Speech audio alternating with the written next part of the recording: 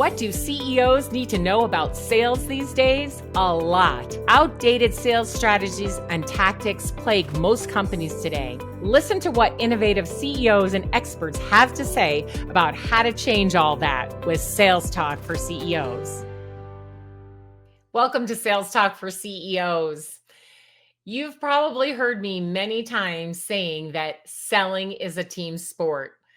I say it, I write about it, I talk about it all the time because the days of the lone wolf seller are long gone. It takes a team. And all of you who listen to me all the time know that the CEO is part of that team, a very important part of that team. Today, we need our sellers, maybe even two sellers. We need customer success people. We need subject matter experts. We need other senior executives as appropriate, right? So as we build out our selling team against the buying team so that they feel well covered and we have people at every level talking to each other, getting to know each other, and really moving deals forward together as a team because that's the way buyers want to buy. So this is why I'm so excited to have my guest today, Gabriella. She is the CEO and founder of Prelay, and she has built an amazing product to help with team selling. I haven't seen anything else like it on the market. So welcome, Gabriella. Thank you, Alice. Very happy to be here and excited to dive in. Yeah, so why don't we just start by having you tell the audience a little bit about Prelay and exactly what it is you do? Because again, I've never seen anything like this on the market. I've seen some things kind of peripheral to this, but doing what I do every day with a complex business to business sale and team selling, this is just phenomenal. Yeah, absolutely. So we're a team selling product. Ultimately, like you mentioned, nothing is out on the market like Prelay. So we really help a multiplayer sale. So making sure that different teams that have to get involved in a complex sale can be able to work together, from project management to resource management, and ultimately learnings throughout the process we provide back to leadership.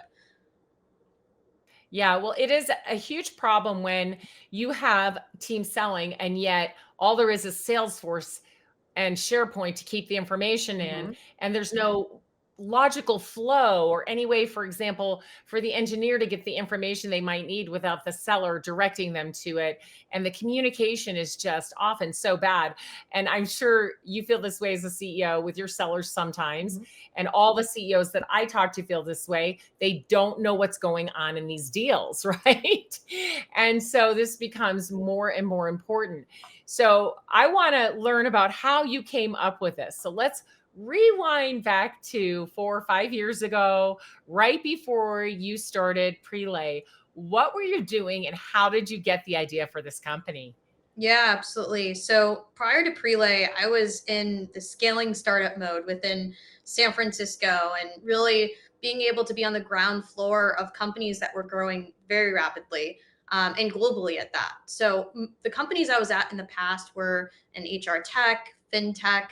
And during that time, I was on the ground floor figuring out strategies and motions, figuring out how we are going globally, also with our complex products. So for one, a company called Fountain, we were selling to some of the largest on-demand companies. So think Ubers of the world, DoorDashes of the world. While they were scaling, it was I think 2012 to 2015, and they're scaling rapidly and figuring out ways to hire as fast as possible all of their drivers and everything. So we came in as a software to help automate that full process. Well, that meant we had to scale very fast as well. So being able to make sure that we had to scale up our go-to-market very quickly, our processes, our people, all in the same time, and then also figuring out systems as well. So that was my first taste of figuring out how do I pair people, process, and systems together while scaling rapidly. So that was certainly a problem to undertake, figuring out pricing around that and how do we navigate that at international scale. Uh, and then additionally, figuring out just the problems of, overall startup targeting, who do we target? How do we think about it from a location and region perspective across the product? And very similarly, a company, TrueWork, where it was on the fintech HR tech scale. I came in as that resident expert of sales strategy and figuring out how we can scale operations around the motion, especially as we were an API for helping with employment and income verification. So lots of data we are holding on to, which meant a lot of security, a lot of compliance, and many people within our internal team that had to get involved in the deal process. So that meant figuring out how do we have that team sell internally to really make sure that we can scale up, but also figuring out all the needs on the go-to-market side too, as we are scaling rapidly as well. So in both scenarios, certainly a very competitive market to be breaking into, really creating space in both scenarios, but also having to create a go-to-market structure that could really last for the future as well. So, like many founders, you were solving for something that you lived. It's like, I lived with this problem and I needed a solution for it. Did you go out and look for a solution at all? Or how did it occur to you? Yeah, I think a lot of it was me being almost that middle woman in between, engineering and product and also on the sales side, trying to help to coordinate a lot of this. I had to be on the ops end. I also had to be internally figuring out a lot of this process. And so really trying to figure out ways to streamline it, potentially automate it, tinker with Slack, plenty of different tooling, and then also figuring out our sales stages in Salesforce. As we are a rapidly moving company, there's no way that we could have stuck to like very rigid process at that point in time. So no, absolutely, I was looking at process, but I just also just really enjoyed being in the middle of that complex scenario and trying to figure out ways to enable the team. So that really brought a lot of fire in me to figure out how to solve this problem. And by no means was I in the middle of this problem thinking, let me go start a company and work on this for the next 10 plus years. It was something that I really thought through very seriously, knowing it would be quite a big undertaking to hop into. All right. So you sound like you have a lot of go to market experience, sales and marketing together, which is very helpful when you launch a company. And we'll talk some more about that in a minute. Where was that moment where you said, okay, I'm leaving, I'm going to start a company? How did that all occur? I always like to think that I like to make quick decisions and just move on with it, which I typically do. With this decision, I really took a step back and I actually went north of San Francisco and figured out, what do I want to be doing with my future? Does the next 10 years look like building a company in the go to market space, or, maybe just working within like, investing or staying within kind of the startup space like I'm in makes the most sense. But what I really realized again was I loved being able to help figure out, very complex problems and work with many different types of personas, and in particular being able to work with very technical and operational focused personas that are, within go to market. So just that learning of working with personas that I really enjoyed, but then also really tackling complex problems. And let alone, I just kept going earlier and earlier at these companies where I was working so hands-on with the CEO on different product pieces and sales strategy that it almost felt like it had to happen. So that's oftentimes what founders say, right? Like, that was my only option, to be able to go build a company of my own. And it felt like that. I didn't really have any other option other than starting this business and seeing where I could take it. So did you have a technical co-founder, or did you find someone who could build what you had in your head? Yes, all of the above. So I did bring on a technical founder, and then I also brought on a first engineer as well. So made sure that we could build up the tech. I also knew and took very seriously the security that would have to come into play for it, knowing we would be selling to the enterprise and commercial companies. So that was a clear focus in the beginning that I wanted to make sure I could fill. I knew that on the product side, as you mentioned, go to market and all those pieces, those were clear strengths of mine, but always important to make sure you understand where your weaknesses are. And certainly for me, it was making sure that we could get some code and make sure we could start to build it. but also make sure that we had the right architecture and infrastructure to make it happen. So, how soon did you actually start selling or even just socializing the idea? Were you kind of building it as you started talking to people and, seeing if they had the same need that you had? You know, I found a balance because you do want to be able to see if someone would buy it, right? Like how important is this to you and how much of a pain is this to you to be able to go ahead and, bring this in and make sure that it's as valuable as possible. So there was this kind of lens that I wanted to take with some user interviews that came across as more maybe sales oriented, but I would say ultimately there's a lot of product to build. Especially when we think about a team selling product and it being such a collaborative space you have to work within, and the amount of data and reporting that has to come within is really critical to take your time on and make sure that you're building a product for the future. So we've been very thoughtful on really the R&D in the beginning, and then being able to start to shift into go to market over time. Now certainly very user centric from the beginning, doing a lot of user interviews, having some beta customers. But as time went on, especially when we're selling to the enterprise and commercial companies, you can't do that off the bat if you're going to be creating a full platform. So you have to kind of start small, have those beta customers that are maybe smaller than your typical ICP. And then we went ahead and, we're able to scale to the enterprise. Let's call it a year later. All right. So you're started, you're building, you're socializing it with people, couple beta testers. When did you said you actually started to sell about a year ago? Is that right? About a year after, About a year after you started. Sorry, not a year ago. yeah, Yes. exactly. So, how did that begin? Were you doing all the selling? Were your co-founders selling with you? Did you immediately hire a salesperson? What did that look like? So, with my go to market background, and also working within product, I really found it was important for me to be really on the front lines and making sure that I'm constantly learning and taking the knowledge on the field to bring back to the engineers to figure out what else should we be building and really building up that vision in my mind, right? I think a lot of founders tend to come to a problem space and state, I'm going to go ahead and build this product now, and then later on not take in as much user feedback. For me, I was constantly crafting my vision, knowing the amount of information we were gathering each and every day.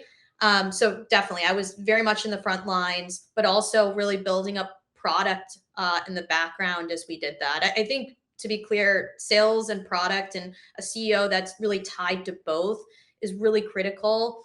There's countless examples of this, right? Box founder, he's been working on sales and product and very hands-on for years at a time now. So definitely a critical piece to be doing, and especially in the early stages, you can't lose touch of your customers as you're building.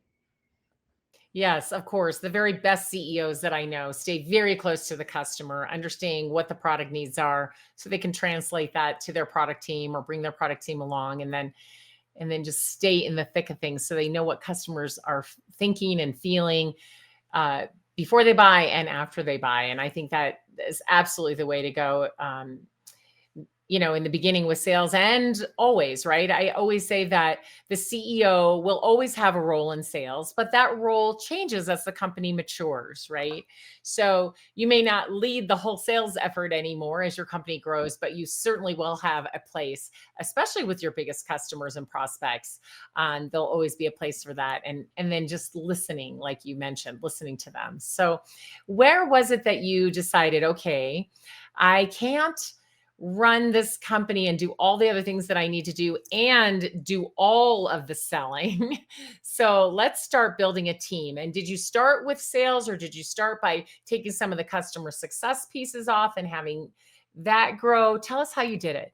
Yeah. So, within sales, as you know, there's a lot of strategy involved, but there's a lot of small things that add up. So, I did bring in a sales rep very early on to make sure that, we had the support with the volume of, interest we are getting, and also just how involved these sales are, right? So, making sure that we have the support we need as we go through these different deals and enterprise conversations across the board.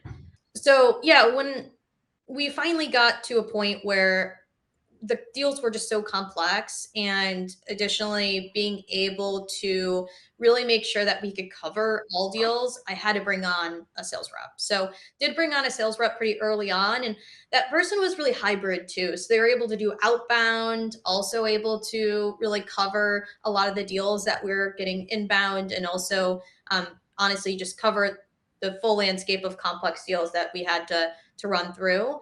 Now, not too far after that, we did have to bring on, a customer success manager as well. But those were kind of the first couple hires to start before we really were able to kind of start to really scale out over time. Yeah, I love that you brought in sort of a utility player type of salesperson. Oftentimes I see CEO founders trying to bring in very specialized, salespeople, and it often doesn't work. And I think in the beginning, you really need somebody who could just do everything. They're an end-to-end seller. They know how to set appointments for themselves. They know how to do the prospecting piece really well, and they also can move all the way through to the close and make a good handoff. And even before there's customer success people, they can do the onboarding piece. But it's rare these days to find sellers that really feel comfortable as this end-to-end type of seller. So amazing that you were able to do that. And then as things change, and like you said, you wanted to start to scale. What did you add to your team? You said you added some customer success, and then how did you grow from there? Mhm. So that was a hard decision, right? How do you start to scale going beyond just, a sales rep, really involving like the founder in the sales cycle and starting to go beyond the founder? I think that's the hardest piece of the, scaling of go to market early on is, when do you start to get the founder further out of the cycle? I think that was a learning for me too. Is I might have taken myself too far out for a month, and I realized, oh no, like we're starting to lose track on the product side. Let's hop back in. So I did bring on a head of sales, but was very much close. I'm still very much closely tied to the sales team and making sure that we can have again that close tie between product and sales, which is really critical, especially for us, right? We're ultimately a workflow product. So we have to be very customer centric and really fit into those pain points that our end users are feeling and our and leadership is feeling overall. So brought in a head of sales as the next hire, and have been able to kind of scale out our outbound motion, a lot of our core deal management motion from there. Yeah. What were some of the challenges you found as you started to bring on more people? So it's always, you and the co-founders, then you add, a seller or an engineer, a couple of engineers, some customer success people. And then of course you've got to continue, right? If you're going to scale. So what were some of the challenges that you found as you were starting to add all these people? Yeah, I think for one, just finding the right people, right? Like you mentioned, finding generalists, finding people that are just excited to be at this stage. I think a lot of people think they want to be at an early stage company, but there's a lot that goes into it. There's a lot of things that you have to handle. There's a lot of ups and downs, and nothing standardized. There's no playbooks for you to work off of. And so finding the right people that are okay with having it be ambiguous and really excited about that, if anything, is a huge piece. And are also able to be kind of that generalist realm where they can cover outbound, but also kind of move into deal management over time. Um, and then additionally, really that knowledge factor is mentioned. It's something that actually, for context, Prelay was named Prelay because it's a proactive relay of information. And it's something that's really important to me is making sure we have shared knowledge in the company. And that's just the hardest piece, right? With having, product aware of things, engineering, really making sure that the full team's really a full go-to-market expert in the end. It's hard to do, but it's something if you're as focused as possible on process and making sure that people are really following through on sharing knowledge. That's really a critical piece. So having systems in place, for instance, like we use Chorus at Prelay to make sure we have recordings for the team.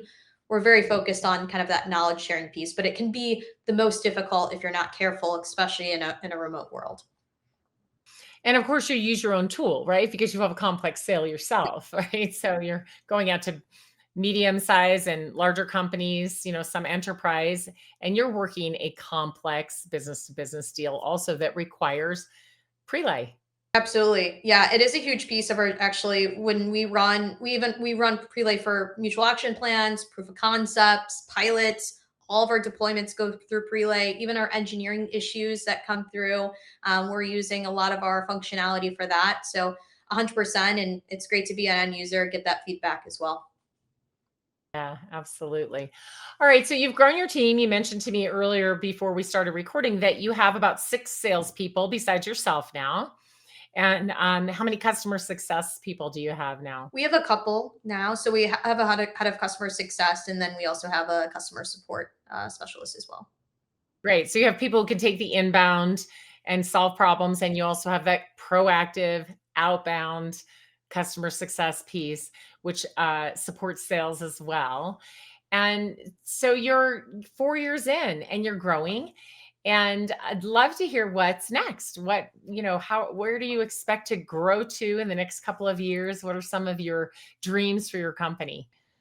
For us, what we're really excited about is just making a name for ourselves in the market. As we discussed in the very beginning, it's a space that hasn't really been created yet, right? There's some tools that are kind of like tied to some of the use cases we offer, some tools that tie to the personas we offer, but ultimately there's no real kind of team selling product like Prelay out there. So really becoming a household name within the commercial and enterprise space is a goal of ours.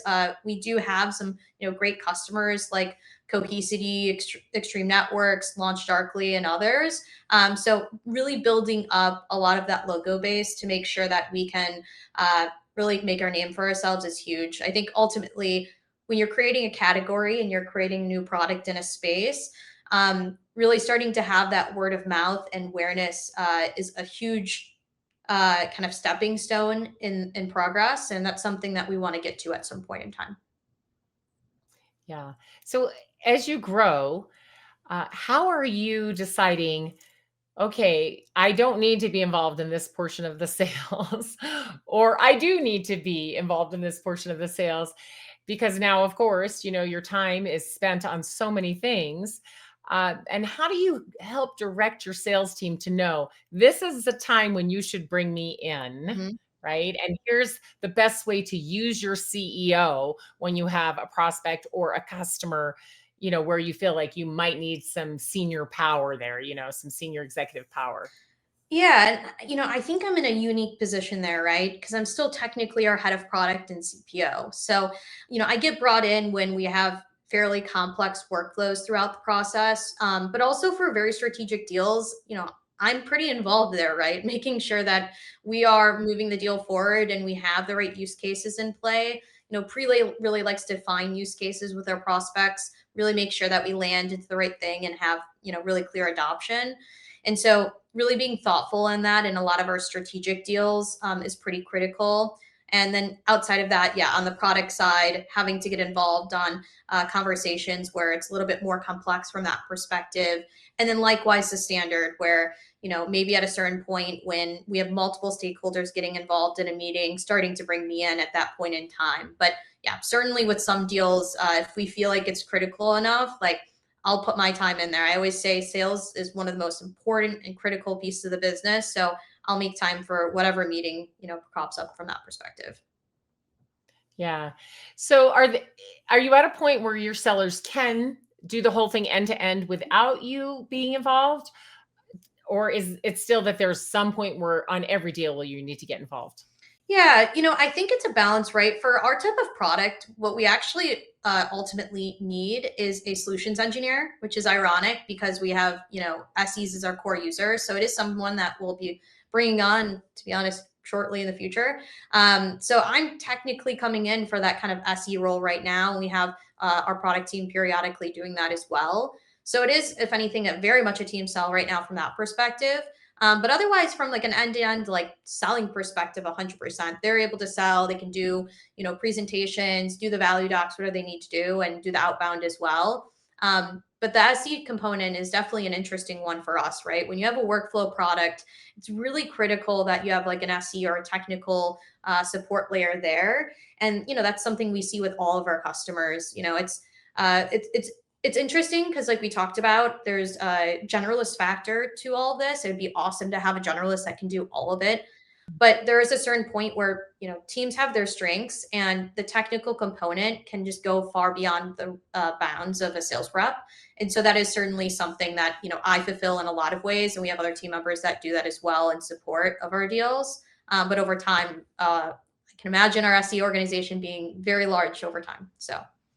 Yeah, I bet. I think that's amazing. So it sounds like you'll be adding some SEs in the near future, as you mentioned, and that will really help the team and free up some of your time as Yeah. well. So Yeah. I think that will be a bit of a relief for you probably. So looking at, the lead generation for your company, you said you're not a kind of a household name in the complex sale arena yet. So what do you as CEO do to draw people to your company? I mean, you're on this podcast. I think you mentioned you had been on a few other podcasts when we were talking pre-show. And what other kind of thought leadership are you doing? Are you doing speaking, or are you out there on LinkedIn with thought leadership? What kinds of things are you doing? Yeah, I mean, honestly, it's a mix of things, right? I think, like I said, word of mouth is huge. So even just getting onto some of these calls and making sure that, my face is out there and we have, people talking about it in the space is huge. For me, I'm right in the Bay Area. So there's a lot of different events that happen here. So really being a part of those communities is pretty critical. And then, yeah, certainly on LinkedIn, it's really important for us to be connecting with our audience. That's where they live, right? Sales, SEs, they're all within LinkedIn. And same with our deal desk component, RevOps too. So all those different team members are really critical in LinkedIn. But I honestly love the power of in person. So it's something where I do try to connect to the community as much as possible in person. But we try to use our digital channels as well, like LinkedIn, as much as possible. Yeah. Yeah. Terrific. And I do think, LinkedIn obviously is great. Podcasting is great, but being live is always so much fun and there's so much good energy. I was at SaaStr a couple of months ago, and were you there? I actually wasn't this year. We were at another event, but I was last year, and it was an awesome time. Lots of people from all tech companies, a lot of familiar faces for sure.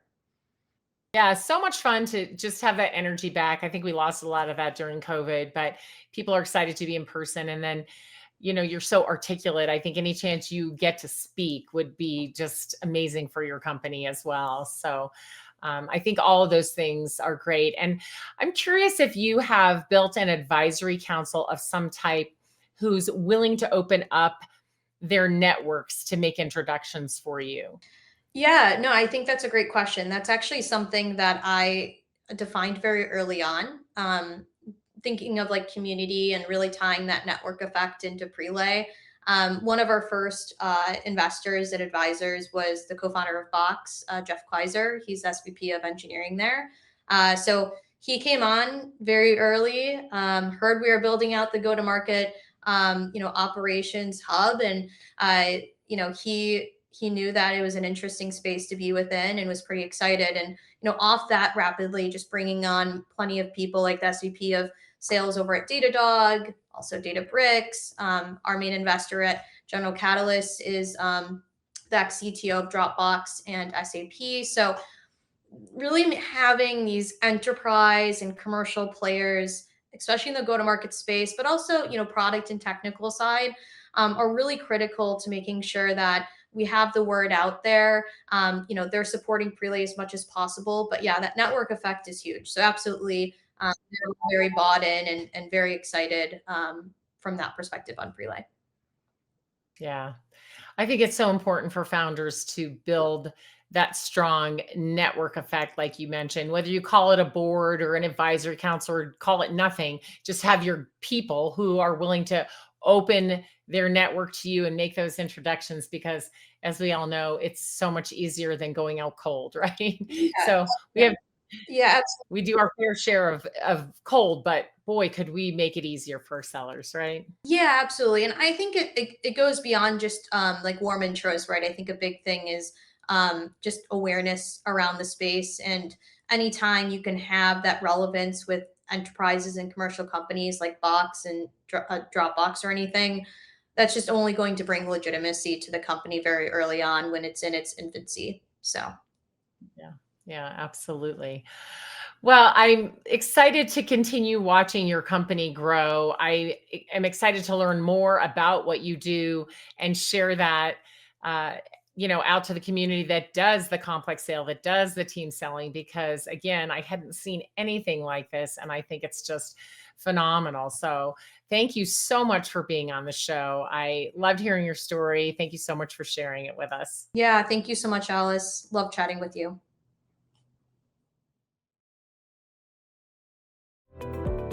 If you enjoyed the show, please like and subscribe, and we'll see you next week.